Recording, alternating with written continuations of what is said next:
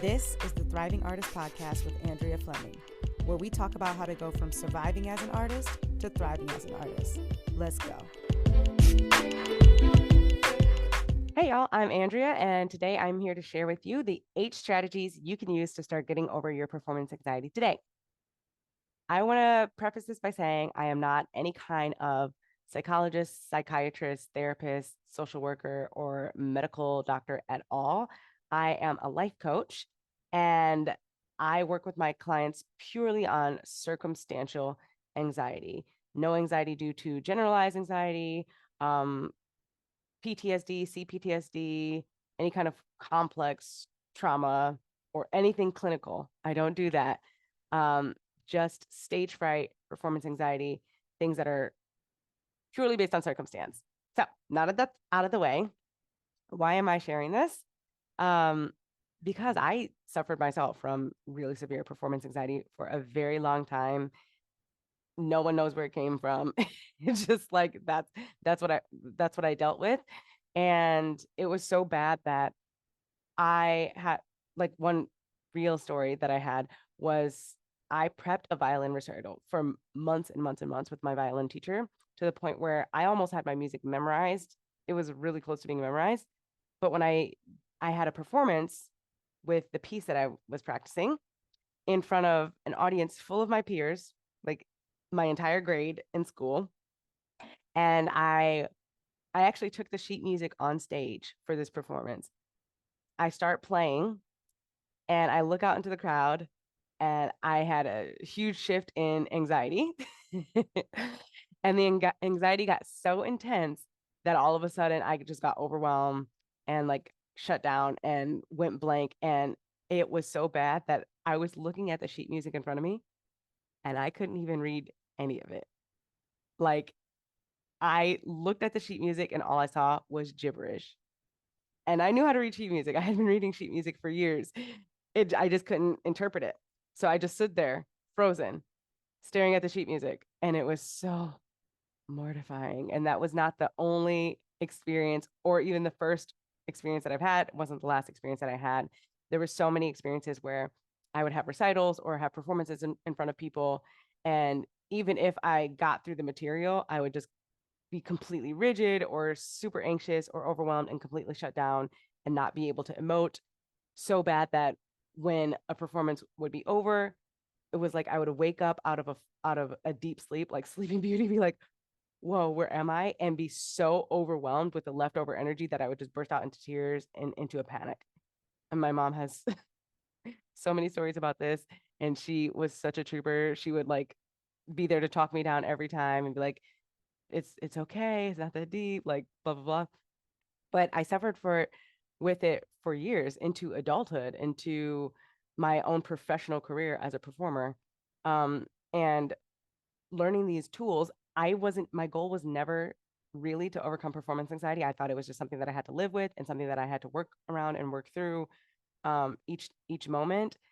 My whole goal with using these tools was always just, can I make it through? Can I just start to enjoy performing again on some level? Can I just make this career work? Because I thought that I was going to have to give up my career because it was so bad. So when I share these 8 strategies, it's coming from a place of truly trial and error and experimentation of just trying to see how I could survive anxiety around performing. And it just so happened that one day I walked into an audition after using these tools for a long time, and performed and walked out and was like, whoa, like I didn't freak out. What is going on? So without much more tangential storytelling, here are the 8 strategies that I learned through trial and error that helped me to get over my performance anxiety. And now I teach my clients. The first strategy is changing the story around failure and mistakes. So when we get into, and this is something that a lot of us are conditioned to do from a very young age, because that's how our educational system, at least in the West, in the USA, is set up to reward us when we move closer to quote unquote perfection, and to punish us when we move away from perfection. And we learn the story that failure is bad, that mistakes are bad, and that sometimes we internalize that we are bad, right? If we get punished, like personally punished, not just with grades, but like actually personally punished if we fail or make mistakes. So we internalize that we are bad, and we develop this story around making mistakes and failure, so much so that we go through everything to try to avoid it. Like we work ourselves up to try to avoid it. And so one of the reasons why people get anxiety around performing is that they're just afraid to make a mistake or to fail. And it's worse when you do it in front of people, when you make a mistake in front of people. So changing your story around it and learning to see failure as just information, to see mistakes as just information on how you can grow, on how you can um on where you are in your skill set, is one of the most vital things that you can do when you're no longer afraid of failure, when you're no longer afraid of making mistakes, and it's just a neutral circumstance in your life. It doesn't become as charged thinking about the idea of doing that in front of people.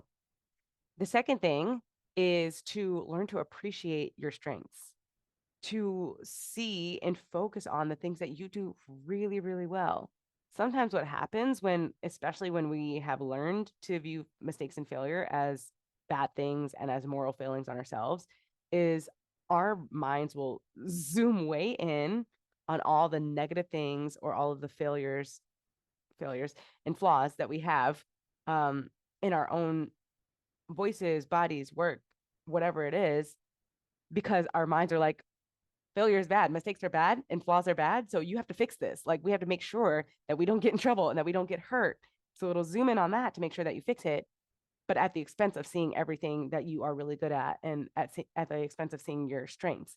And what happens when we're so zoomed in on negative and not giving any focus time to the positive is we just get really negative. We experience a lot of negative emotions.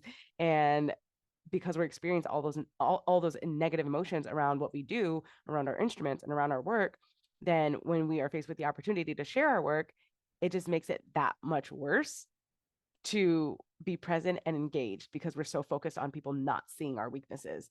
And when we don't see our strengths at all, we think that of course people are going to see our weaknesses. So learning to see your strengths will kind of balance out that viewpoint, and will make it available for you to do number 3, which is objectify your growth areas. We all have them. Like none of us are perfect. I don't care what anyone tells you. I've heard Beyonce make a mistake and I love her. I think she's a queen. I think that she's very near flawless now, after years and years of hard work, and after years and years of curating her style and her voice and her instrument and refining everything. She's really, really awesome, but she didn't start off perfect. And I imagine one of the things that she learned to do was objectify her growth areas so that she could look at them as just information for how to grow. And I say that because that's what I did to help myself start learning. Before I learned how to do this, I looked at my growth areas and I just made it mean terrible things about myself. And I took it personally when I would make a mistake or when I would have a flaw in my technique or in my artistry.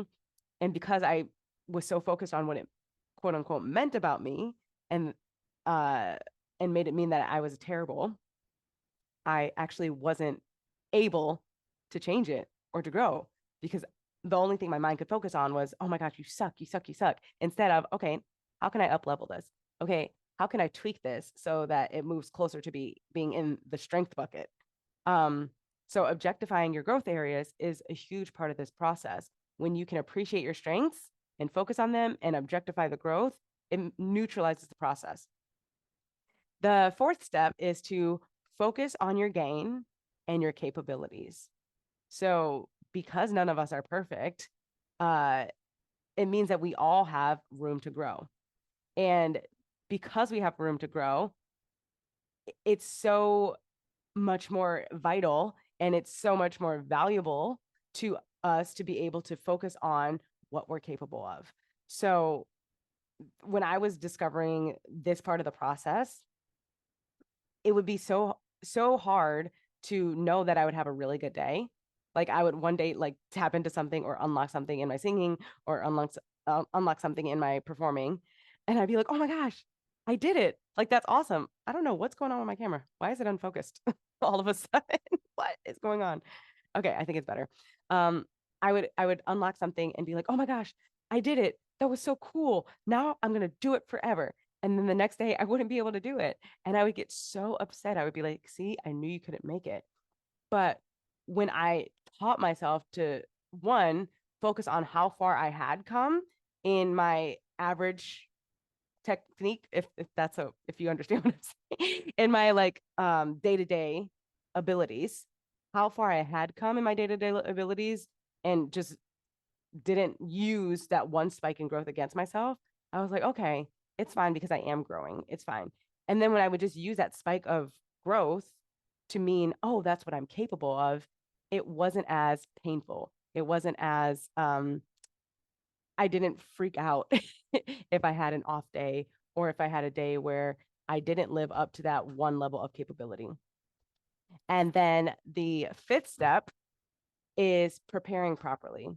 So once I was able to clear all of that mindset drama up of like thinking about failure and mistakes as terrible things about me, and once I was able to focus on my strengths, objectify my growth, and then focus my mind on the gap of growth and what I'm capable of, that cleared up so much space for me to be able to actually prepare my work properly.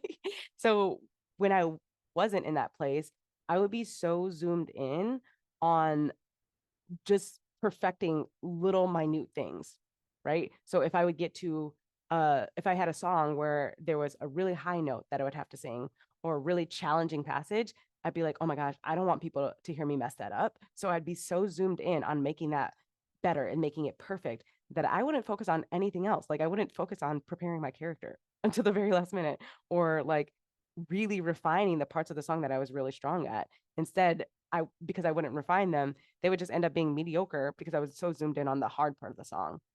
So leaving all of that to the last minute, when I got in the room, I didn't feel prepared.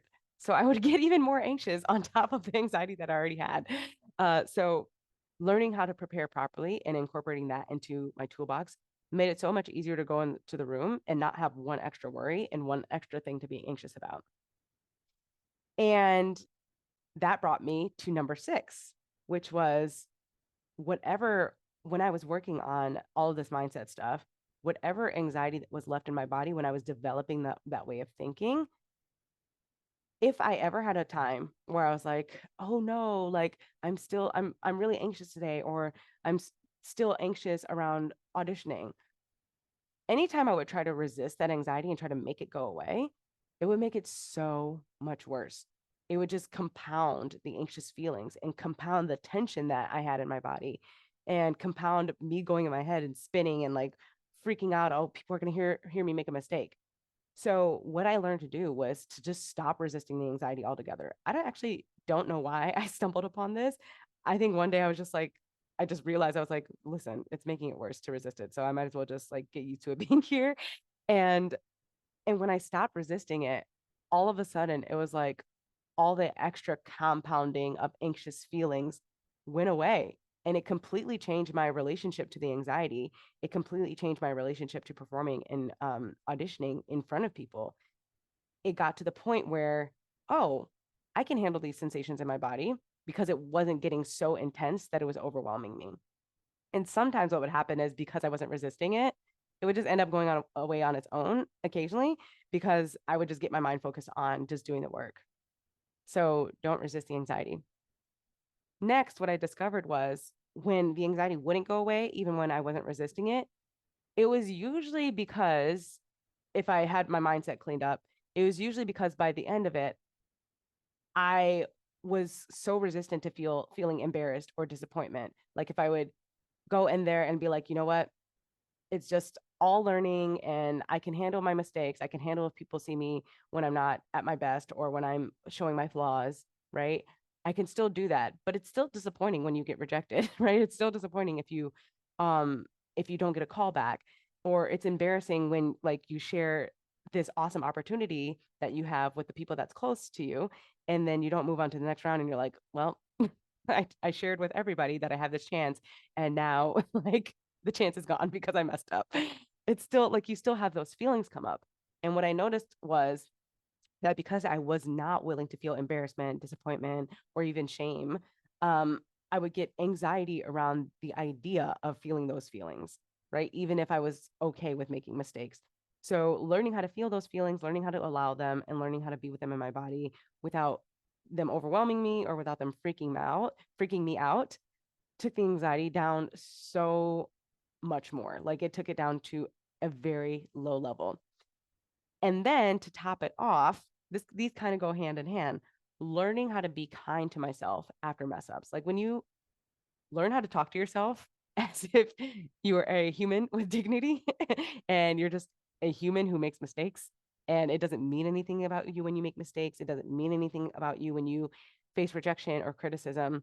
And you learn how to be kind to yourself and to be your own cheerleader and to talk to yourself as if you are capable and that it was just this is just where you are in your growth. There's nothing to be afraid of by the end of any particular audition or performance. There's nothing to fear because you're treating yourself with respect and you're treating yourself with kindness and love the way that you would treat someone close to you, the way that you, if you're a parent, the way that you would treat your child if they made a mistake, or the way that you would treat your best friend if they had a failure or if they had a rejection, right? You wouldn't be like, well, I guess you just suck and you just need to throw in the towel, or I guess that means that you just didn't try hard enough. You wouldn't say that to somebody that you really love. You would just, support them in through their feelings and through the challenges of what they experienced. So those are the 8 steps. And when I started working through these and I started compounding all of these together, I just noticed over time my anxiety just got so much less severe. It went from me not being able to sing in my own apartment because I was afraid of my neighbors hearing me, and I would be like, like I wouldn't even be able to get a note out, and I would like wait for long periods of time if I heard my neighbors upstairs to see if they would leave. It went from me being like that to being able to um, belt out full songs unprepared, just like being able to crack and make mistakes when people with a household full of people. Um, it went from me not being able to walk into an audition room and just be calm and grounded and confident to a few weeks ago being outside of the audition room going, wow, I feel like Beyonce. Like that was a literal thought that went through my head. It was so funny. I was like, what? You feel like Beyonce? That's so funny. Um, so I hope that you are willing to try at least some of these. Maybe you hear some of these strategies and you're like, well, I don't think that's really my issue. Maybe you don't need to try that, but hopefully you'll try some of these and apply them and make them a part of your regular routine, because I am so certain that if these become a part of your regular routine over time, you're going to notice that your anxiety starts to reduce and that you're able to walk into an audition room or a rehearsal space or a performance and feel like you can at least stay in your body and be present and be engaged and be committed to the storytelling or be committed to the music making. So that's all I have for today. And I am so glad that I got to share this with you. And if you're watching on YouTube, feel free to like, comment, and subscribe and share with your friends. And if you're listening on Spotify, please feel free to leave a review and I can't talk and to subscribe. That's all for today, and I'll see you next time.